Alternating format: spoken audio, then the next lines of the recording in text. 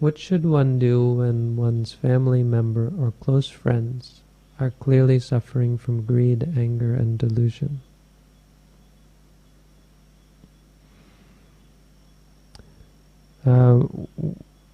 Work even harder on yourself, I think, is the best answer. But it's really the answer for everything. The harder you work on yourself and the more effort you put into making yourself a better person, the more benefit the people who are close to you, or the better it is for the people who are close to you. The first people to benefit from your meditation practice are, I think, obviously the people who are closest to you. We are like a river.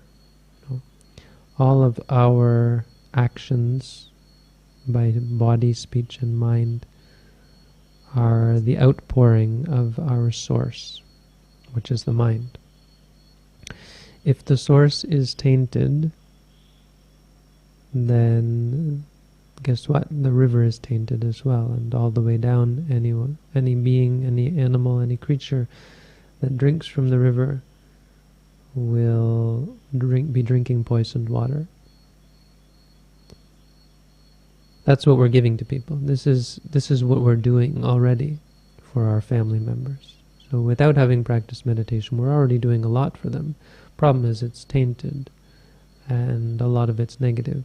So the things we do to and for and in regards to our closest friends and relatives is often for their detriment. Once we clear and purify our minds on the source, then our actions and interactions with the people around us becomes incredibly different, and really is transformative in very good, in very incredible way. You'll often find that simply being mindful, the people around you give up, are able to give up as well their bad deeds and their bad habits and so on. This really goes back to how Buddhism has spread. Buddhism has always spread by example. It hasn't spread by preaching or proselytizing. It has spread by showing, by doing.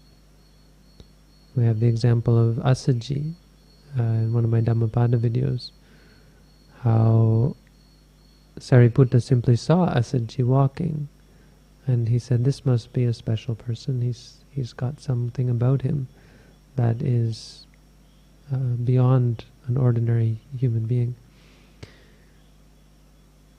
And he was attracted to it as well. The whole manner of acting and speaking, even just deporting oneself, changes. And it really affects the people around us. The more clear and pure your mind becomes, the more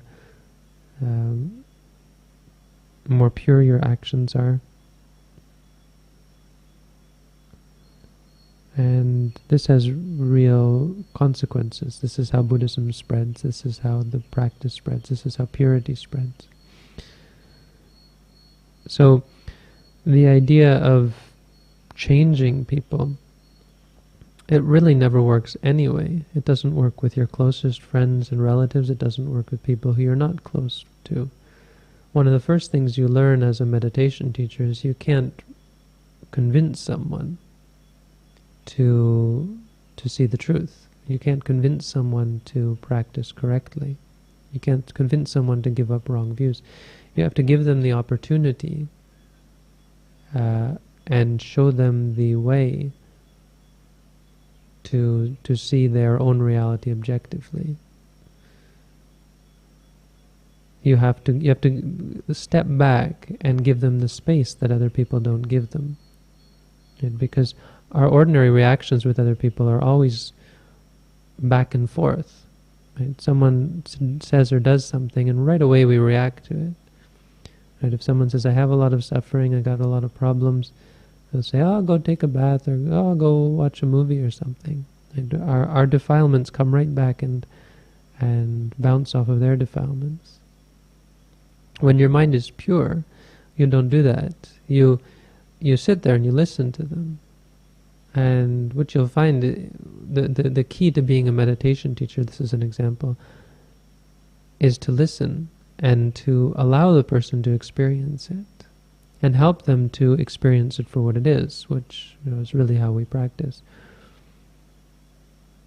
So simply listening and not reacting, it gives the person the closure. They've come out with this emotion or this clinging, this attachment, and you say greed, anger, delusion. They've come out with it. It allows them to come back full circle and experience it. And if someone gets angry at you and you attack them, then they don't have closure. They now have an opening, right, for more anger. But if someone gets angry at you and you don't respond, then all that they're left with is the anger and the result of it, the suffering.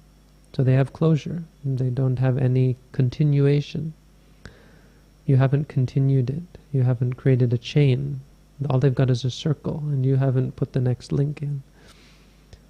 If you can understand that, it's that sort of idea, that the non-reactivity, where you simply let the person dwell in their experience. It's the very beginning of meditation, and then you're in a position, having given them that moment, you're in a position to explain to them what it is that they're experiencing. But you can't do that at the moment when they're greedy, angry, deluded, when they have all these emotions. First thing to do is to let them experience it. Anyway, and of course the most important is to work on yourself, because that's how you do this. Once you've worked on yourself, you naturally don't react. You're naturally non-reactive, and you're naturally giving people the opportunity. And when they're angry, you're just seeing the anger. And when you see the anger, it lets them see the anger. You're looking at it, they're looking at it, and they're learning about it. It gives them the opportunity to do the learning that they need to do. So I hope that helps.